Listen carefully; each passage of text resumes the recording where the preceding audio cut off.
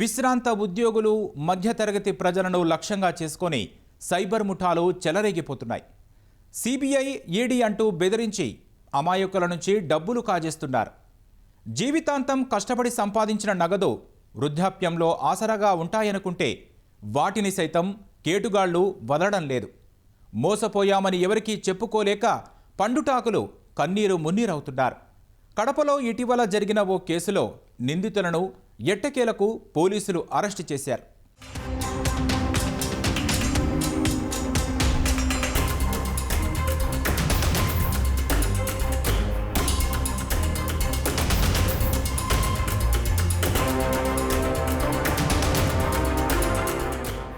ఈ ఏడాది జూలై 25వ తేదీన విశ్రాంత ఉద్యోగి బెంజమిన్ బ్యాంకు ఖాతాలో రిటైర్మెంట్ డబ్బులు 48 లక్షల రూపాయలు జమయ్యాయి. అదే సమయంలో ఢిల్లీ నుంచి సిబిఐ, ఈడీ అధికారులమంటూ బెంజమిన్కు కొందరు వాట్సాప్ కాల్స్ చేశారు.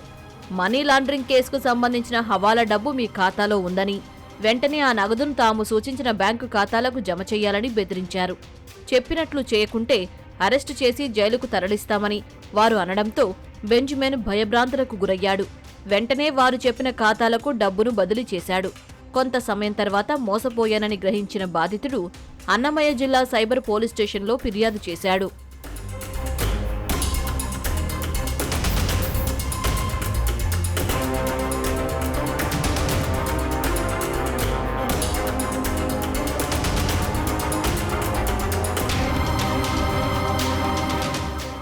విశ్రాంత ఉద్యోగి బెంజమిన్ బ్యాంకు ఖాతా నుంచి పైసలు రాయచోటికి చెందిన కొందరి కరెంటు ఖాతాకు తొలుత బదిలీ అయినట్లు పోలీసులు గుర్తించారు.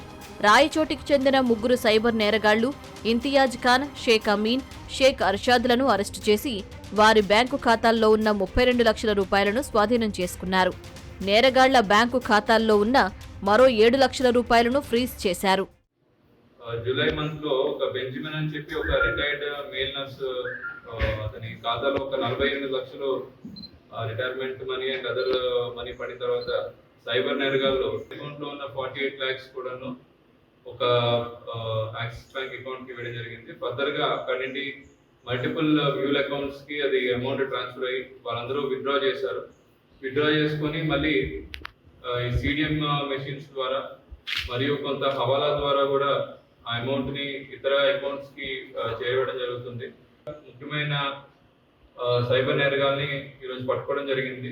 వాళ్ళ దగ్గర నుండి మనం 32 lakhs క్యాష్ మరియు ఒక 7.5 lakhs వర్త్ అమౌంట్ వాళ్ళ బ్యాంక్స్ లో ఉండి అది కూడా ఫ్రీజ్ చేయడం జరిగింది.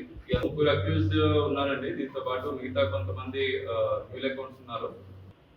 మెయిన్ కింగ్ పిన్ ఈ మొత్తం డిజిటల్స్ కి సంబంధించి అలీ అని ఒక ఆయన ఉన్నారు. ఆయన్ని కూడా త్వరలో పట్టుకోవడం జరుగుతుంది. కాంబోడియా, కువైట్ దేశాల్లో సైబర్ ముఠా కింగ్ పిన్లు ఆవాసాన్ని ఏర్పాటు చేసుకుని సైబర్ నెట్వర్క్ను దేశవ్యాప్తంగా విస్తరించారని పోలీసులు వెల్లడించారు. 2 తెలుగు రాష్ట్రాల్లో వాట్సాప్, టెలిగ్రామ్, సామాజిక మాధ్యమాల్లో మెసేజ్లు పంపిస్తూ బ్యాంకు ఖాతాలు అందజేస్తే కమిషన్ ఇస్తామని ఎరవేస్తున్నారన్నారు. కొందరు వ్యక్తులు బ్యాంకు సిబ్బంది సహకారంతో ఖాతాలు తెరిచి సైబర్ నేరగాళ్లకు అందిస్తున్నారని పోలీసులు గుర్తించారు.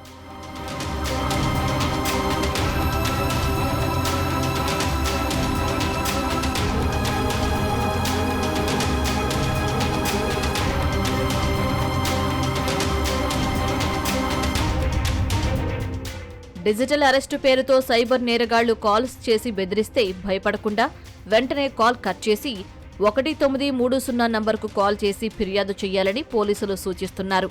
సైబర్ నేరగాళ్లు ప్రధానంగా విశ్రాంత ఉద్యోగులు, ఉపాధ్యాయులు దాచుకున్న డబ్బుపై దృష్టి పెట్టారని, ప్రజలు అప్రమత్తంగా ఉండాలని జాగ్రత్తలు తెలిపారు.